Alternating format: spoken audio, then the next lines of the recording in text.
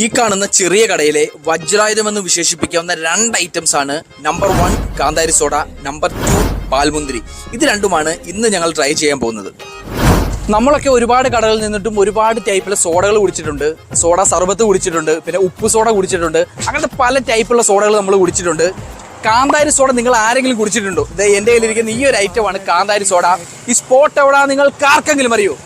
ഇല്ലെങ്കിൽ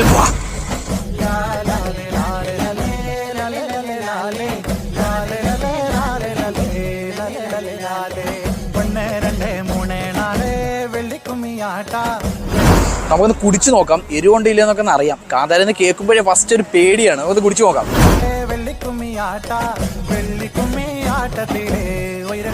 ഓക്കെയാണ്. അത്യാവശ്യത്തിന് എരിവുണ്ട്, മധുരമുണ്ട്. ഒരുപാട് ചെടിപ്പിക്കുന്ന എരിവൊന്നുമല്ല, നാക്കിൽ കുത്തി കുത്തി കയറുന്ന എരിവൊന്നുമല്ല.